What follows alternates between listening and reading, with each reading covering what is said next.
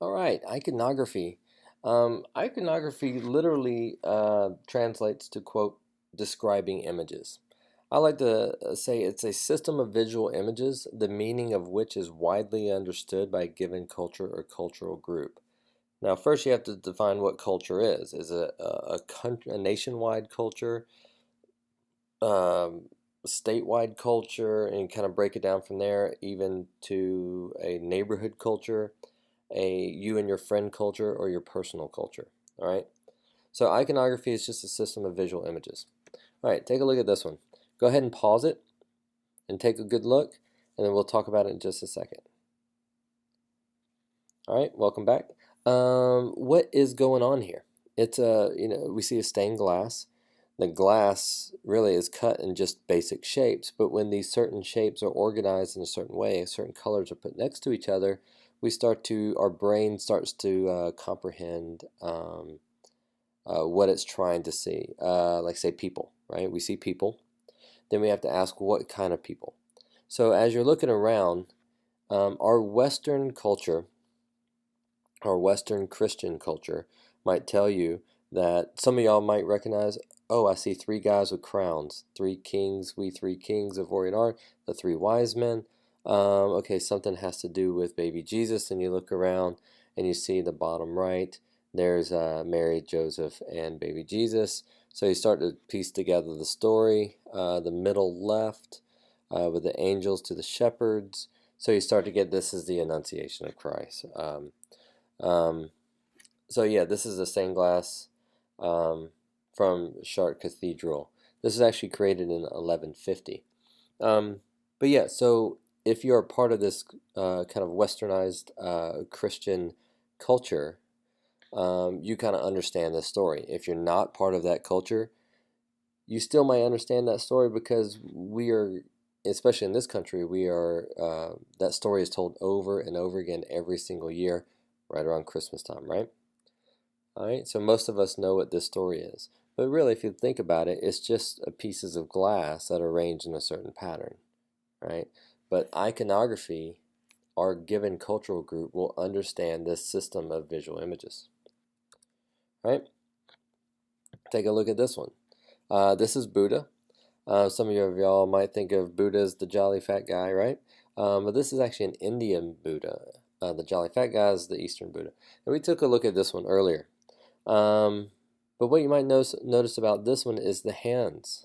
See, the left hand is down, the right hand is up.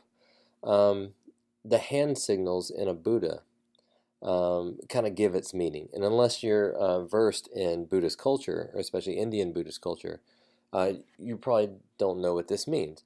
In our culture, if someone walks up to you with their right hand up, we're either going to give them a high five, way to go, or they're telling us to stop, right?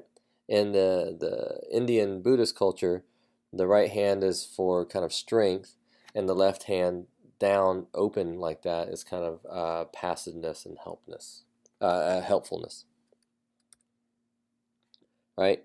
Same in our culture, basic hand signals. You can pause it here and take a look at, see how many of those you know, okay? And how we communicate with hands without saying any words. That's visual communication, where you know that the person you're talking to will understand what you're saying just by your hand signals. All right.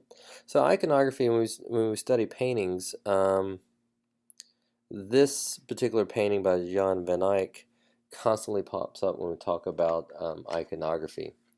The thing was, this painting was painted in 1434 and changed hands many, many, many times. People bought and sold this painting.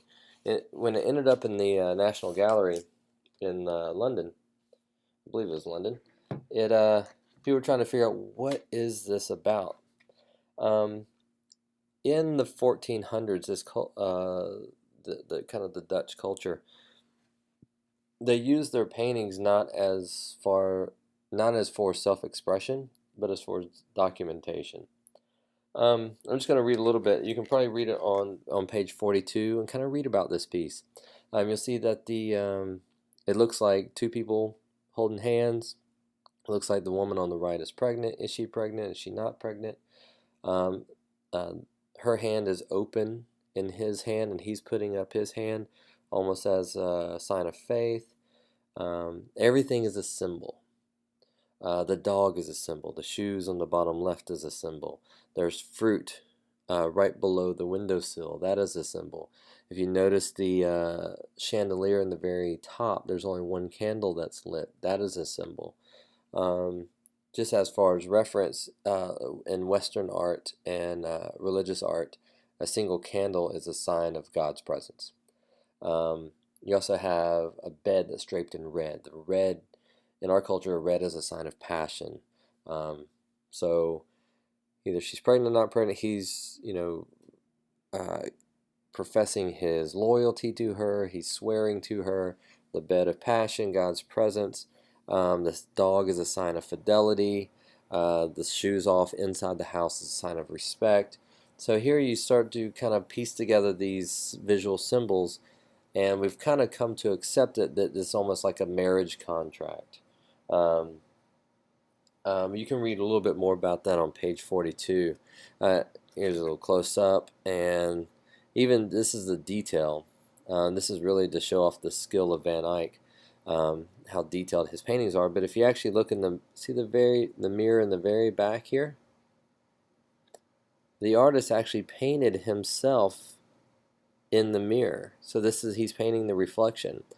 So he is actually bearing witness to this contract. So he's serving the witness, and he even signed it. And this translates from Dutch, literally translates to Van Eyck was here. So he graffitied the wall in his own painting to say that he was there. Pretty cool. All right, this is a little bit different, still iconography. This gets into like personal iconography, a culture of one.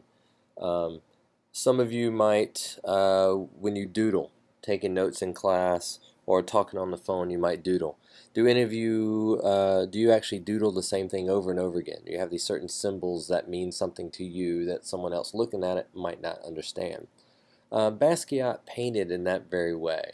He was kind of a 1980s kind of street graffiti artist that kind of came on to the New York art scene and was huge in the 80s.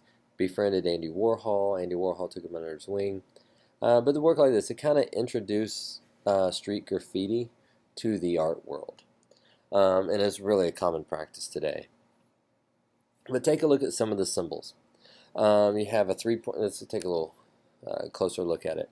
Up top you have a three-pointed crown. A three-pointed crown shows up a lot in Basquiat's work.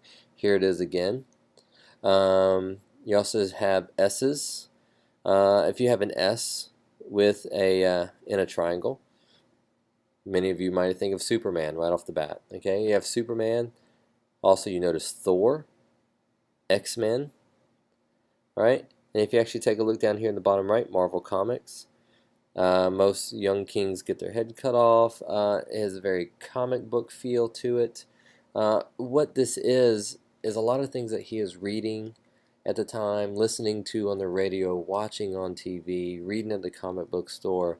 All this stuff is in your head. So imagine if you take everything that is in your head that happened in one day, and you tried to describe it the best you can visually. Instead of telling someone a story, you wrote it all down on paper.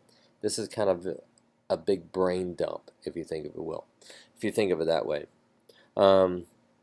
He has a lot of references to things that, unless you are educated in that culture, you might not understand. And I think that's his point of his work.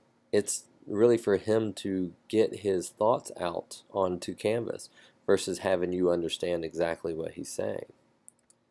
Here's another one of his pieces. Let's see, a three-pointed crown pops up again. The left hand pops up a lot. And you look at this one, this is the left hand.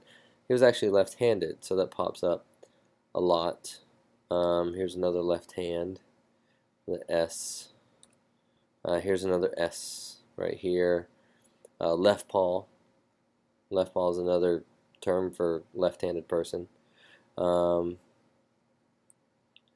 another left hand.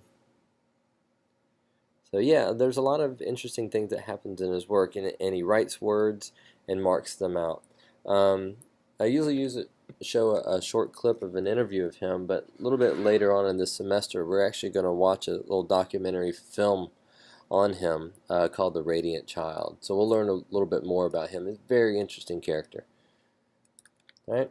So let's talk about corporate iconography, contemporary iconography. I'm sure as I'm talking, you've already looked at these. Like, oh, I recognize a bunch of them.